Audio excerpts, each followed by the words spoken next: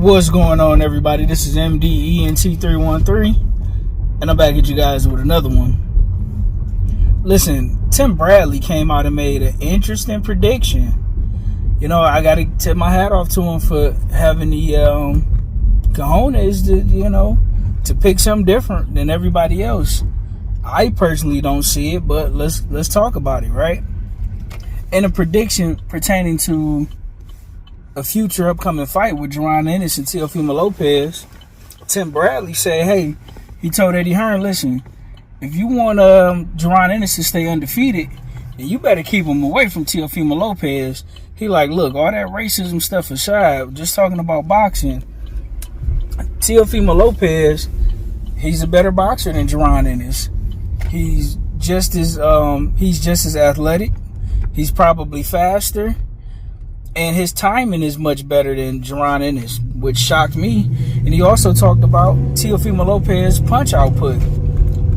He talked about how in Teofimo Lopez's last fight, that he threw almost 1,000 punches. Maybe like 940, somewhere around there, right? And listen, he talked about how Ennis, the boxer that he struggled with, and he struggled with him twice, which was Karen Chickerson, however you say his last name.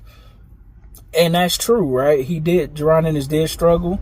He talked about how Ennis, he can't have those lapses on defense with Teofimo Lopez that he does with other people, because Teofimo Lopez, not only is his timing good, his reflexes, but he also has the power, to hurt Ennis, right? And listen, I can't argue with Tim Bradley's assessment. Tim Bradley is one of the best fighters of all time. He put in work out here in these streets. But my counter argument to Tim Bradley would be this. Fair enough that they're both athletic, they're both fast. Ennis, he has a 6-inch arm reach advantage and a 2-inch height advantage. But here's my counter argument to Tim Bradley. Boxers tend to struggle against each other, right? You can make a case that Teofimo Lopez lost the Sandor Martin fight. What Sandor Martin was to Teofimo Lopez is what Karen Chickerson was to Ennis. The only difference being that half the world thought that Sandor Martin defeated Teofimo Lopez.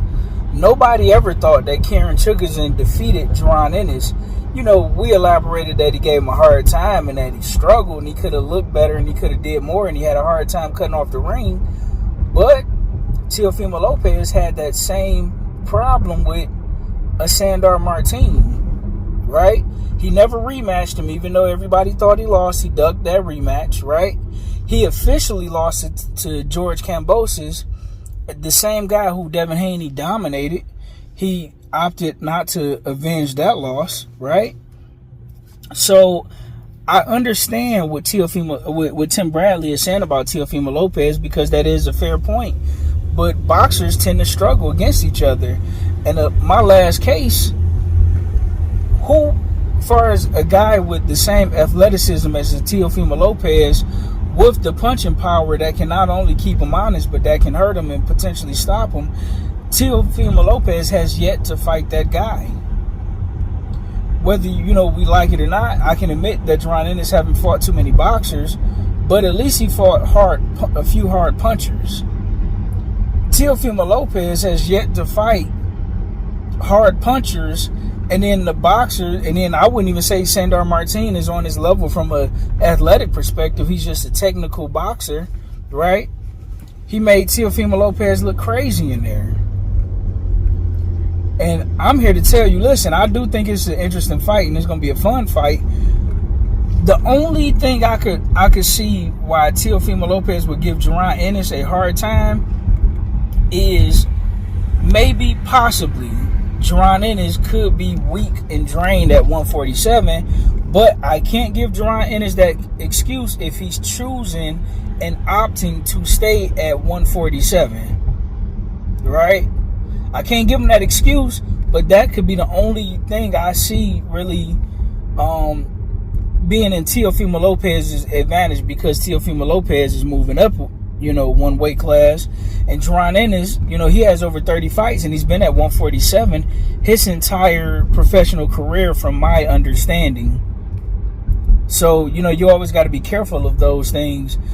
Now, I can't give an excuse, because as the old timers say, if you make the weight, there's no debate. And you get what I'm saying? So, I personally have Jaron Ennis knocking out Teofimo Lopez, and I got Jaron Ennis knocking out Teofimo Lopez in the 9th round. He's not going to have to really cut the ring off on Teofimo Lopez. Jaron Ennis, when he wants to box, he can box. Right? And the thing is, I don't think Teofimo Lopez boxing is going to work against Jaron Ennis, because he's the shorter guy, and his athleticism, he's not going to be the most athletic guy in the ring. Jaron Ennis is going to be the most athletic guy in the ring. Jaron Ennis is also going to be the twitchier fighter in the ring. And Jaron Ennis is also going to be the stronger fighter in the ring. Listen, the other advantage, I will say this. Let me throw this in there for Teo. As much as I don't like Teo, Teofimo Lopez, consider all things being considered, Teofimo Lopez do have a better resume than Jaron Ennis. The fact that he at least got Lomachenko on his record, I got to give him a little bit credit as far as the resume is concerned. The same way Devin Haney got Lomachenko on his resume. If you go fighter for fighter, Teofimo Lopez has beaten the better fighters out of the two. So the experience side of the game, I would have to give it to Teo. But every other metric across the board, I'm going to have to give to Jaron Ennis. I mean, you can't say that, in my humble opinion, Timothy Bradley, you can't say that, well, you worried about Jaron Ennis because he struggled against a boxer in Karen Chigazin, when we also seen Teofimo Lopez struggle against Sandor Martin, who has damn near a similar style to Karen Chigazin, if we being honest. Right? You can't say he's going to dominate Jaron Ennis when we seen Teofimo Lopez get beat by George Kambosos, who was dominated by Devin Haney. Right? But as they always say in boxing, the triangle theories don't always work. Right? But boxers traditionally struggle against each other. When you look at guys like Floyd Mayweather and Zab Judah, Floyd struggled with Zab Judah. That wasn't an easy fight for Floyd. He struggled with Zab. Sugar Ray Leonard struggled with Tommy Hearns. Who was that? Michael Nunn struggled with James Toney? Mike McCallum struggled with James Toney? That's just when you put two boxers in the ring, that athletic style, because they both speak that language and they both have phenomenal defense, always struggle against another boxer. But listen, that's what I got on this. I got Jaron Ennis stopping Teofimo Lopez, and I'm here for it. You got my $80. Let me know what you think in the comment section, guys. Like, share, and subscribe.